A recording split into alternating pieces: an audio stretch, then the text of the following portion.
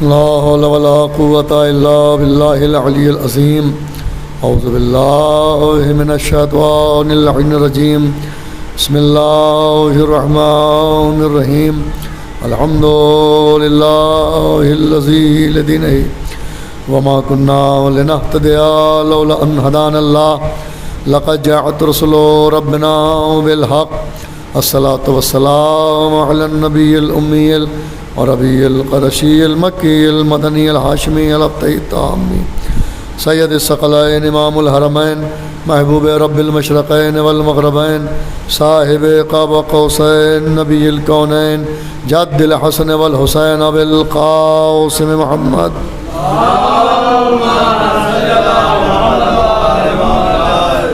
وأهل بيته الطيبين الطاهرين المعصومين المظلومين الذين أذهب الله عنهم الرجس وطهرهم تطهيرا.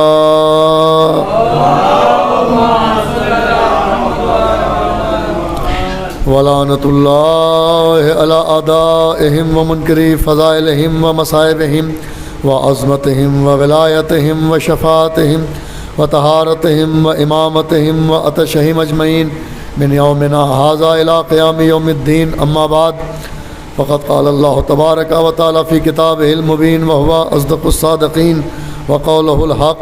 بسم الله الرحمن الرحيم. إني جاعل في الأرض خليفة. صلوات بر محمد و آل محمد.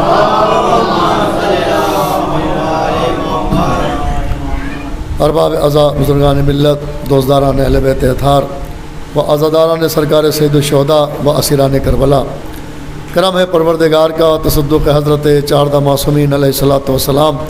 خصوصی عنایت و کرم ہے بانی عزا حضرت ثانی زہرا سلام اللہ علیہا.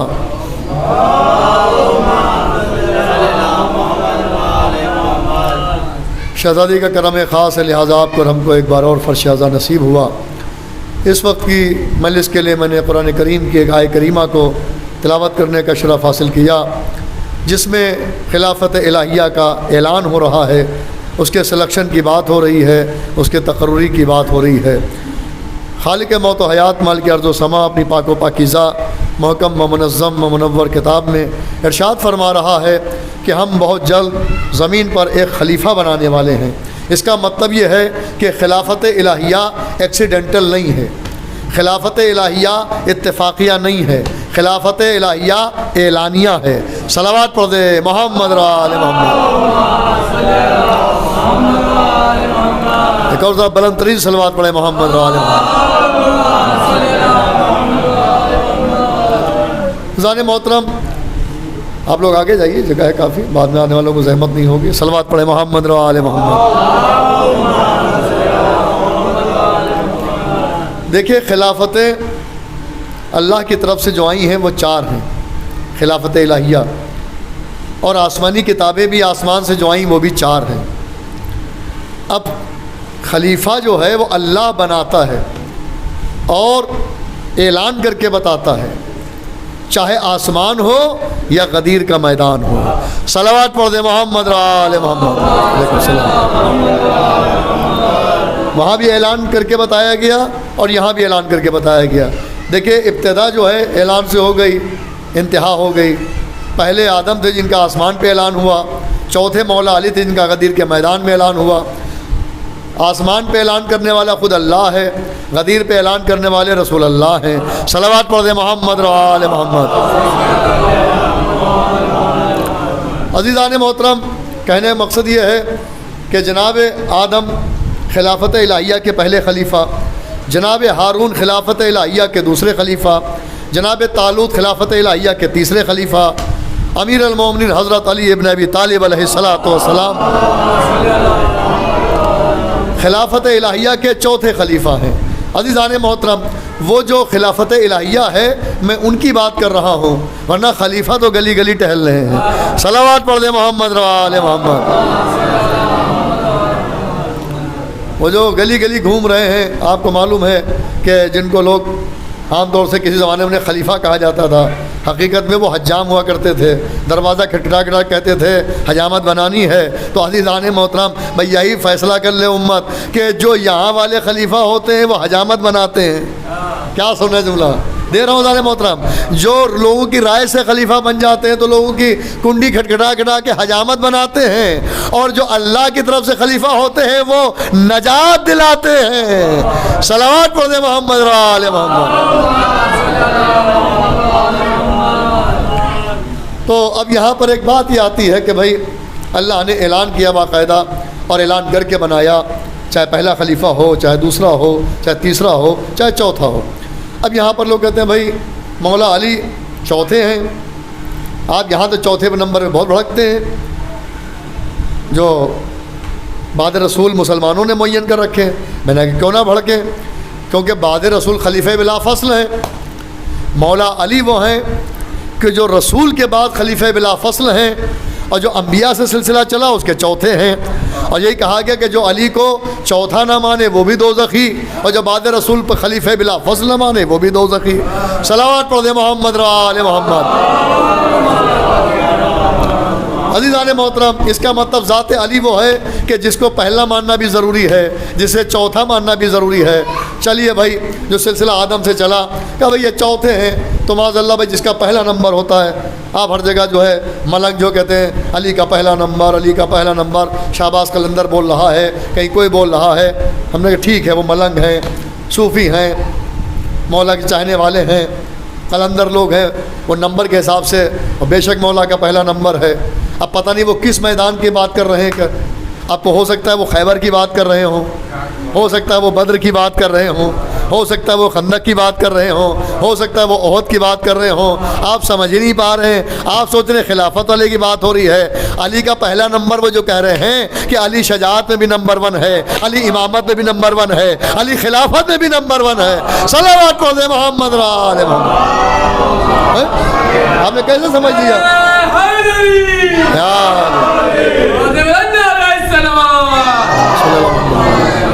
اور فرما رہے ہیں, بہت زیادہ دیر زحمت نہیں دینا, بہت مختصر گفتگو کرنا ہے. تو عزیزان محترم, کہ بھائی جو مولا علی کے قوالی لوگ اپنے ساتھ, حالانکہ ہمارے ہاں گانے بجانے کے ساتھ, میوزک کے ساتھ حرام ہے, معصوم کا نام وہ جانے, ان کا عقیدہ جانے. اب وہ قوالی بنا ہے قول سے, قول معصومین جو ہیں اسی سے انہوں نے بنایا. تو اسی میں پڑھتے بھی حدیثیں, حسین و منی پڑھتے ہیں, منکنتو مولا پڑھتے ہیں, اجمیر میں, دیوا میں, جہاں جہاں بھی قوالیاں ہوتی ہیں تو اس میں حدیثیں تو پڑھی جاتی ہیں. قوالی بنی قول سے ہے. قوالی ایک قول, قوال یعنی قوالی جس میں بہت زیادہ قول ایک, اور قوالی جس میں بہت سے قول ہوں, حدیثیں ہوں. تو عزیزان محترم, اب مسلمان بڑا خوش رہ کر صاحب وہ پہلا نمبر تو ہم نے کہا آپ سمجھے ہی نہیں. چلیے آخری نمبر کی بات کر رہے ہیں.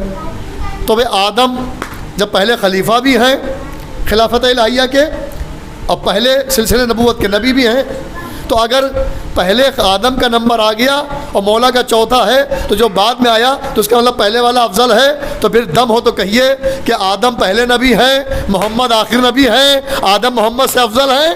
ہے اوقات کہنے کی؟ صلوات پڑھ دے محمد و آل محمد.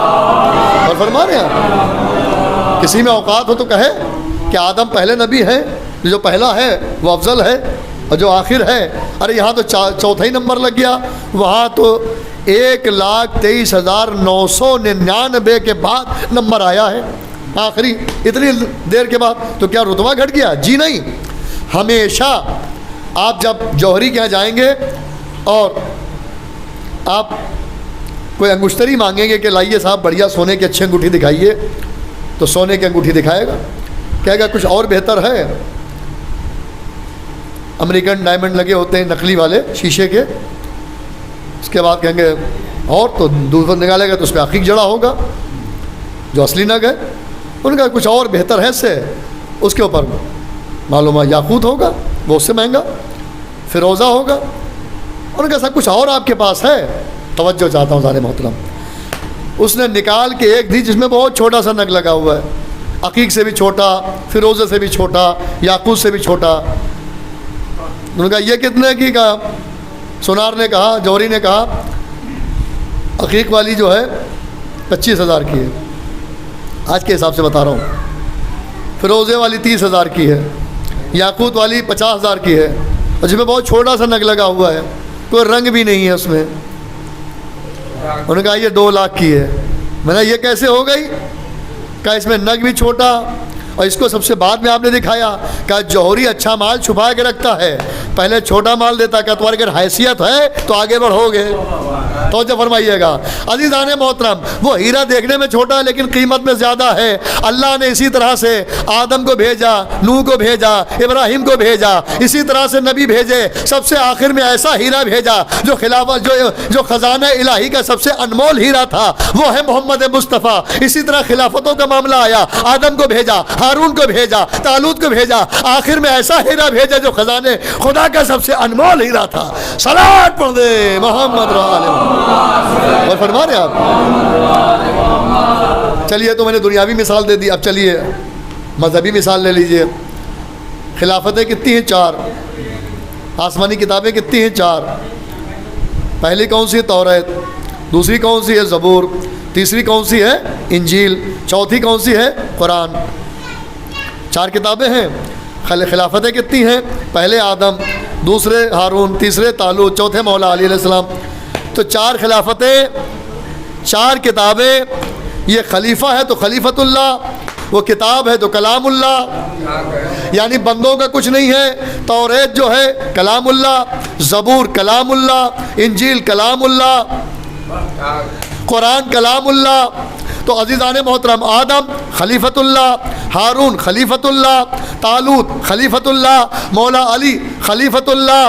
عزیزان محترم، اب آپ فیصلہ کر لیجئے، اب ملا لیجئے، خلافتیں بھی 4 ہیں۔ اب نمبر کے اوپر نہ جائیے، آ کے عظمت کو دیکھیے کہ خلافتیں بھی 4، آسمانی کتابیں بھی 4۔ جو یہ خلیفہ ہیں یہ دنیا میں کسی کے چنے ہوئے نہیں ہیں، یہ الیکشن والے نہیں ہیں، یہ سلیکشن والے ہیں، یہ انتخاب والے ہیں، یہ چناؤ والے نہیں ہیں۔ اور جس کا انتخاب سلیکشن اللہ نے کیا ہے، اعلان کر کے کیا ہے۔ تو آدم پہلے، ہارون دوسرے، طالوت تیسرے، مولا علی چوتھے، توریت پہلی، زبور دوسری، انجیل تیسری، قرآن چوتھی۔ تو اب ملا لو، آدم توریت کی طرح، ہارون زبور کی طرح، ہارون زبور کی طرح، جناب طالوت انجیل کی طرح، مولا علی قرآن کی طرح۔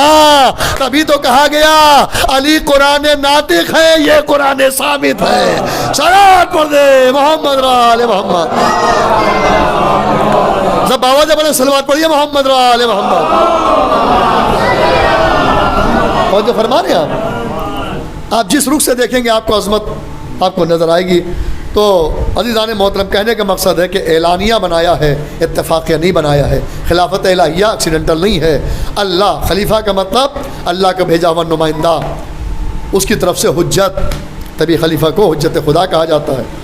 اور عزیزان محترم، آئیے، جب اللہ نے جناب آدم کے لیے اعلان کیا کہ میں زمین پر خلیفہ بنانے والا ہوں، تو فرشتوں نے کہا پروردگار تو اسے بنا رہا ہے، بھئی جو قرآن ہے کہ جو زمین پہ جا کے خون ریزی کرے گا، اس کا مطلب یہ ہے کہ جو خون ریزی کرنے والا ہوگا وہ اللہ کا خلیفہ کبھی نہیں ہو سکتا۔ اب جملہ آپ کو دیں، اب آپ بات رسول دیکھ لیجئے، 2 طرح کے خلیفہ ہیں۔ خون ریزی کرتا کون نظر آ رہا ہے، اور لوگوں کو بچا کون رہا ہے؟ فیصلہ کر لو۔ اللہ کی طرف سے آنے والا خون ریزی نہیں کرے گا، بلکہ خون ریزی کو روکنے کے لیے اپنی جان دے دے گا، قربانی دے دے گا، شہید ہو جائے گا۔ تو اللہ نے کہا، تو فرشتوں نے کہا کہ اسے بنا رہا، ہم میں سے بنا دے۔ اللہ نے کہا ٹھیک ہے کہ امتحان لیں گے، تم میں سے بنا دیں گے۔ انہوں نے کہا کیا امتحان؟ آسمان پہ کچھ اسماء اللہ نے بتایا کہ ان کو جانتے ہو؟ تو فرشتوں نے غور سے دیکھا کہ اللہ تعالیٰ ہم ان کو نہیں جانتے۔ کہا اچھا جنہیں تو بنا رہا وہ جانتے ان کا بھی امتحان لے لے۔ تو آدم کے پیکر میں جیسے روح ڈالی تو جناب آدم سے پہلا سوال پوچھا، آنکھیں کھولی کہ آدم بتاؤ یہ کون ہیں، ان کو جانتے ہو؟ آدم نے کہا الحمدللہ ہم انہیں جانتے نہیں پروردگار، ہم انہیں پہچانتے ہیں۔ کہا پہچانتے ہو تو بتاؤ۔ کہا کہ پروردگار تو محمود ہے یہ محمد، تو اعلیٰ ہے یہ علی، تو فاطر ہے یہ فاطمہ، تو محسن ہے یہ حسن، تو قدیم الاحسان ہے یہ حسین۔ عزیزان محترم، یعنی پتہ یہ چلا کہ جو پنجتن کا عرفان رکھتا ہو، جو پنجتن کی معرفت رکھتا ہو، وہ اللہ کی طرف سے خلیفہ بنایا جاتا ہے۔ صلوات پڑھ دے محمد و آل محمد۔ اور فرما رہے آپ، لیجئے جناب آدم کو بنا دیا گیا۔ اب یہاں پر اس وقت کے آج کی مجلس کا جو خاص پوشن ہے، جو خاص موضوع یعنی مفہوم ہے، وہ میں دے رہا ہوں اور بات کو تمام کرتا ہوں انشاءاللہ۔ سنیں غور سے، کیا ہے کہ جناب آدم کا پیکر بنا، اور پیکر بننے کے بعد سب کو حکم سجدہ ہوا تھا۔ کہ سب سجدے میں چلے آنا. الا ابلیس کیا آیت ہے؟ وستکبرا وکانا من الکافرین. اب یہ سنتے چلے آ رہے ہیں ذاکرین سے کہ اس نے تکبر کیا اور وہ تو کافروں میں سے تھا. پوری توجہ، کافروں میں سے تھا. آج کھلا تو کیا مطلب ہے؟ کبھی کبھی مقدس بزم میں پرانے کافر ہوتے ہیں جو نیا چولا پہن کے مقدس بارگاہوں میں آ جاتے ہیں، لیکن وہ ہوتے نہیں ہیں. کہا کہ وہ کھلتے کب ہیں؟ کہا کہ جب کسی خلیفۃ اللہ کے تعظیم کا معاملہ آتا ہے، احترام کا معاملہ آتا ہے تو وہ کھل جاتا ہے. ایک آسمان پہ کھلا، ایک غدیر کے میدان میں کھلا. جو آسمان والا خلیفہ تھا وہ چھوٹا تھا، اس لیے صرف وہاں لعنت ملی. جو غدیر والا خلیفہ تھا وہ بڑا تھا، وہاں لعنت بھی ملی، آسمان سے پتھر بھی ملا. صلوات پڑھ دے محمد رال. اور فرما رہے ہیں آپ سب آواز بلند صلوات پڑھ دیں عظمت آل محمد پر.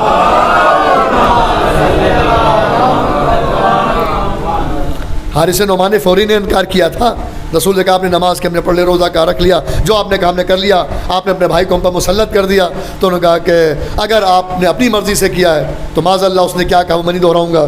اس نے کہا اگر آپ نے اللہ کی مرضی سے بنایا ہے اپنے بھائی علی کو تو آسمان سے ہم پر عذاب آ جائے اگر اللہ کی مرضی سے. تاریخ بتاتے رسول خدا سے کہہ کے وہ اپنی سواری تک نہ جا پائے. جو ناکا تھا، جو اونٹ تھا جس پر بیٹھنا تھا، بیٹھ کے گھر جانا تھا، بس رسول سے کہہ کے چلا تھا اور اپنے رسول اور اپنے ناکے کے بیچ میں تھا کہ آسمان سے ایک بڑا سا پتھر آیا اور سر پہ پڑا اور ہلاک ہو گیا. اور اس کو سب نے لکھا. توجہ فرمائیے گا، سب نے لکھا. عزیزان محترم، ارے کعبے کو ابرہا ہاتھیوں کا لشکر بہت بڑا لے کر اسے ڈھانے آ رہا تھا، گرانے آ رہا تھا، منہدم کرنے آ رہا تھا. عزیزان محترم، اللہ نے اپنے گھر کو بچانے کے لیے آسمان کے اوپر پرندوں کو بھیجا، ابابیلوں کو بھیجا. ہزاروں لاکھوں ابابیلیں اللہ کی طرف سے آ گئیں اور چھوٹی چھوٹی کنکریاں پہاڑوں سے اٹھا کے لائیں. اتنی اتنی کنکریاں اتنی تعداد میں پڑی ہیں، جب لاکھوں ایک ساتھ گریں گی تو چھوٹی کنکری تھوڑی نہ ہے، وہ تو مل کے کتنا بڑا پتھر بن جائے گا. ایک ہی سر پر جب گرے گا اور ایک ہی لشکر کے اوپر ہزار لاکھوں کی تعداد میں جس کا شمار نہیں ہے، آسمان سے کنکریاں گر رہی ہیں. اب رہا میں اپنے لشکر کے اور ہاتھیوں والا لشکر، ہاتھی پر بیٹھ کر آیا تھا، ورنہ جنگ میں کبھی گھوڑے پہ بیٹھ کر آتا، کبھی اونٹ پہ. یہ ہاتھیوں والا لشکر تھا اور ڈھانے آ رہا تھا. ارے جب کعبے کی بات تھی تو ابابیلوں کے وسیلے سے چھوٹے پتھر مروائے. جب مولود کعبہ کا معاملہ تھا تو براہ راست آسمان سے عذاب آیا. صلوات پڑھ دے محمد آل محمد. مطلب کیا ہے اس کا؟ اس کا مطلب کیا ہے؟ اس کا مطلب سمجھیے کہ بھائی جب ابرہا کا لشکر کعبے کو ڈھانے آ رہا تھا، شہید کرنے آ رہا تھا، منہدم کرنے آ رہا تھا، تو اللہ نے ابابیلوں کو حکم دیا تو وہ گئی ہوں گی، کنکریاں اٹھائی ہوں گی، پھر اڑی ہوں گی، پھر وہاں سے چھوڑا ہوگا. تو اتنی مہلت تو ملی. کیا سننے بھائی، کیا سننے دانے محترم. دیکھیں لاکھوں ابابیلوں نے جب سب نے اپنی اپنی چوچوں میں کنکریاں اٹھا لی ہوں گی تب ایک ساتھ حکم ہے کہ ایک ساتھ اڑنا اور ایک ساتھ چھوڑنا. تاکہ قرآن میں ہے کہ چبایا ہوا بھوسا بن گیا ابرہا کا لشکر. توجہ فرمائیے گا، تاریخ میں پورا آپ کو ملتا ہے. چبایا ہوا بھوسا، جیسے کوئی جانور چبا لیتا بھوسا تو اس کی کیا اہمیت رہ جاتی. تو میں ہاتھی والا لشکر. عزیزوں یہ کیوں کہا؟ جو کعبے کا دشمن ہوتا ہے، جو کعبے کا دشمن ہوتا ہے اللہ اسے کچھ دیر کی مہلت دیتا ہے. جو مولود کعبہ کا دشمن ہوتا ہے اللہ اسے مہلت نہیں دیتا کہ ابابیلیں پتھر اٹھائیں اور اٹھانے کے بعد جائیں پھر چھوڑے. اللہ براہ راست آسمان سے اپنی قدرت سے پتھر چھوڑتا ہے اور وہ ہلاک ہو جاتا ہے. اب پتا چلا، تبھی تو ایک علی کے دشمن نے کہا تھا علی نہ ہوتے تو ہم ہلاک ہو جاتے. پتا چلا علی کا دشمن ہمیشہ ہلاک ہی ہوتا ہے. صلوات پڑھ دے محمد آل محمد. اور فرما رہے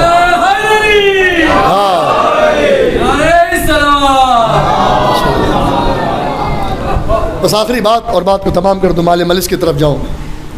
آج کی مجلس میں ایک بہت خاص جملہ پڑھنے جا رہا ہوں، ایک خاص نقطہ.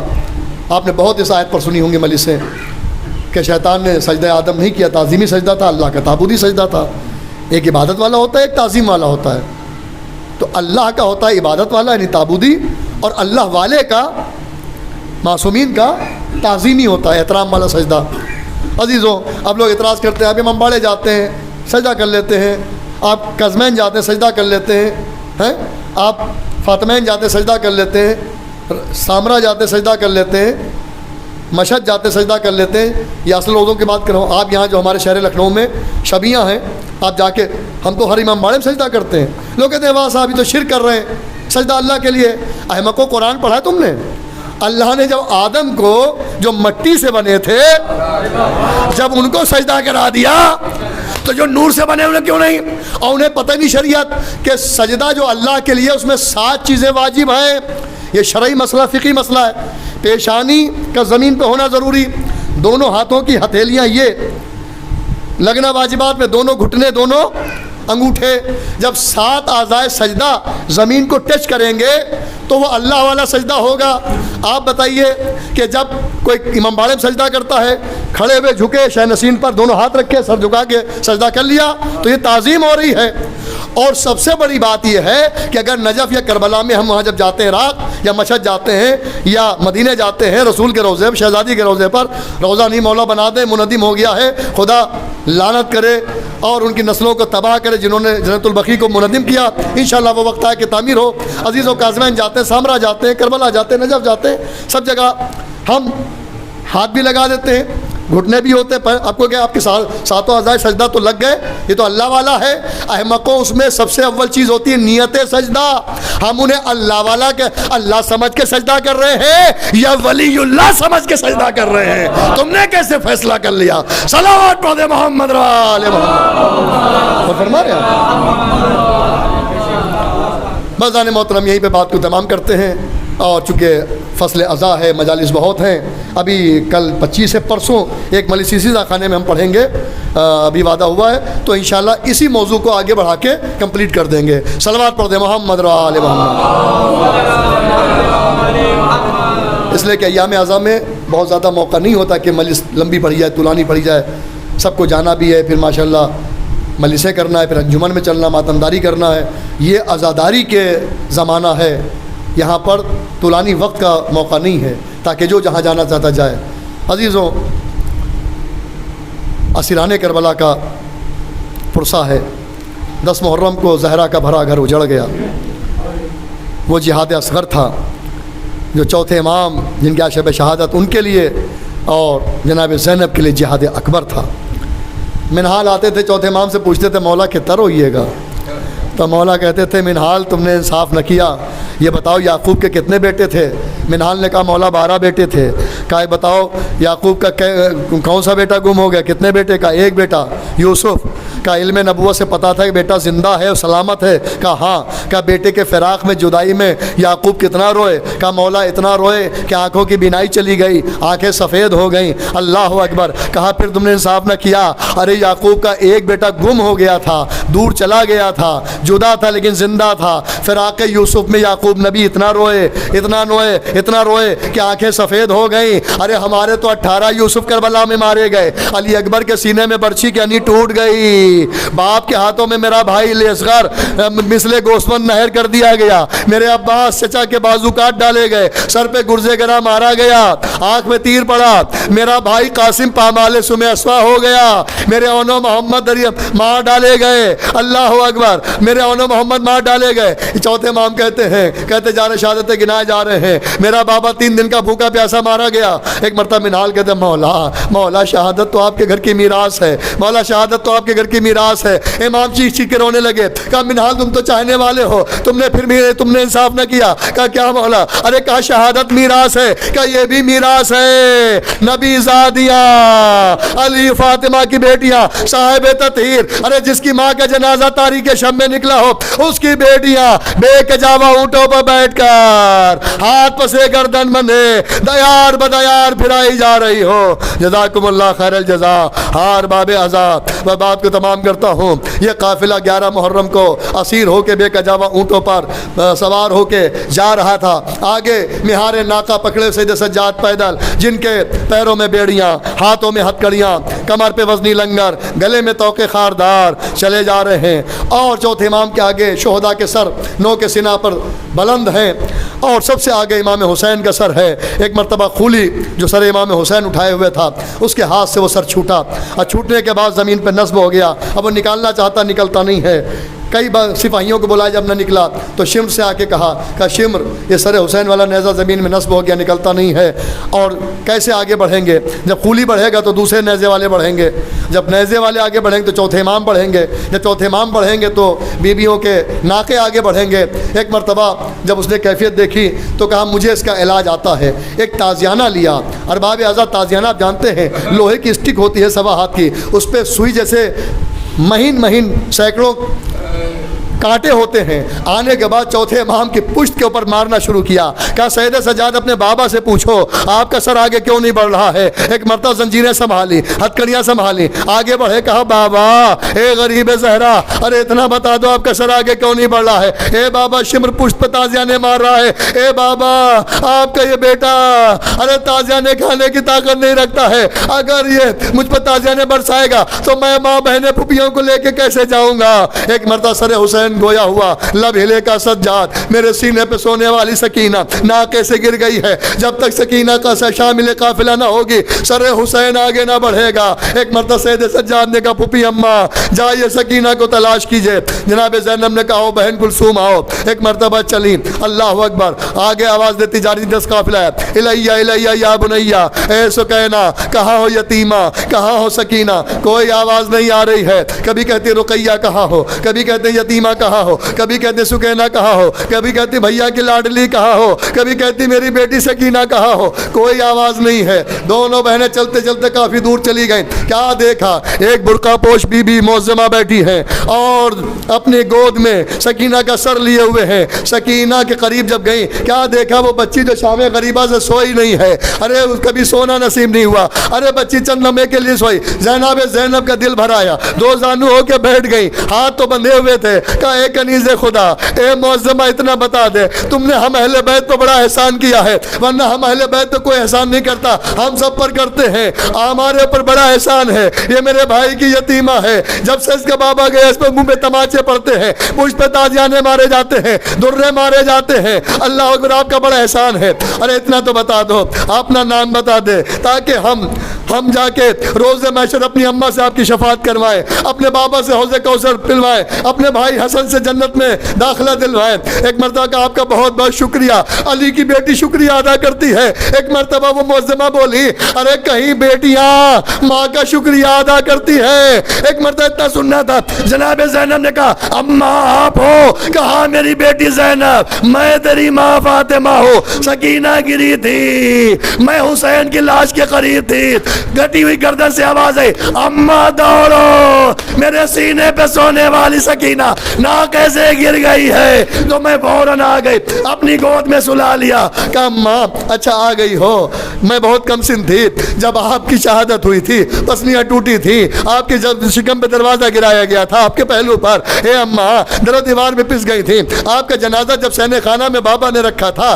سن 11 ہجری کو، اب 61 ہجری ہے، اماں 50 برس ہو گئے، اس وقت زینب بہت چھوٹی تھی، اب زینب جو ہے اب اپنا آپ کا چہرہ دیکھنا چاہتی ہے، یہ کلثوم ہے آپ کی بیٹی، ہم دونوں بہنوں کو 50 برس ہو گئے، اماں آپ کے چہرے کا دیدار کیے ہوئے، عزاداروں کو مجلس تمام ہے، اپنی آوازوں کو نہ روکنا، ہاں مولا سلامت رکھے، خدا کوئی غم نہ دے سوائے غم حسین کے، اللہ اکبر۔ کہا نہیں بیٹی ہمارا منہ نہیں دیکھو، کہا ہم نہیں دیکھ پاؤ گے، کہا ماں ایسا کیا کہ بیٹی اپنی ماں کا منہ نہیں دیکھ سکتی؟ کہا نہیں بیٹی نہیں دیکھ سکتی۔ کہا اماں مجھے معلوم ہے آپ صاحب تطہیر ہے، یہاں دور دور تک کہ آپ کی بیٹیوں کے علاوہ کوئی پرندہ کوئی جانور بھی نہیں ہے، انسان اور جنات کی تو بات دور ہے، اماں صرف دونوں بیٹیاں آپ کی ہیں۔ کہا بیٹی وہ بات نہیں ہے، کہا پھر بات کیا ہے؟ کہا اماں آپ کو میرے حق کا واسطہ بتائیے بات کیا ہے؟ کہا اچھا حق کا واسطہ دیا ہے، اور چہرہ دکھاتی ہوں، اپنا سر میرے سر کے قریب لاؤ، جیسے قریب لائی ہلکی سی نقاب ہٹائی، کیا دیکھا چہرے پہ؟ خون تازہ۔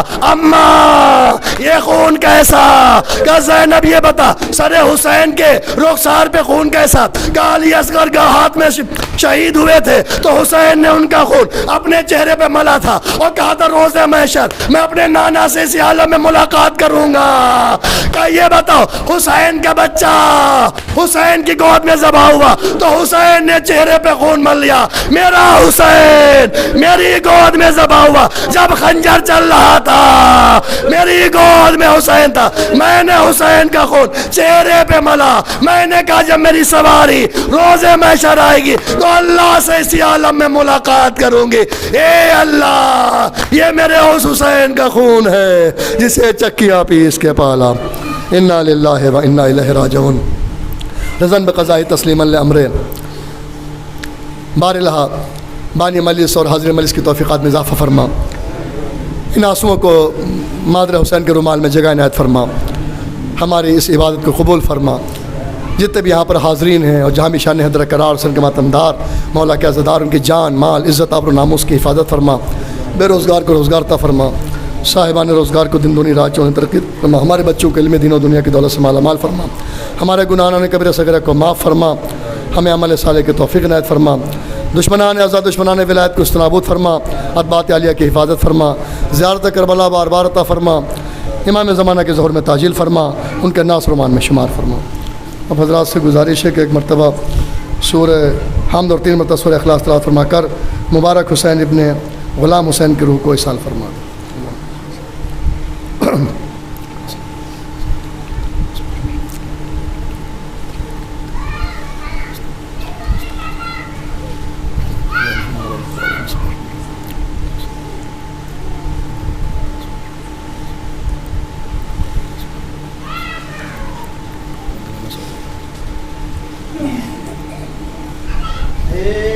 شہید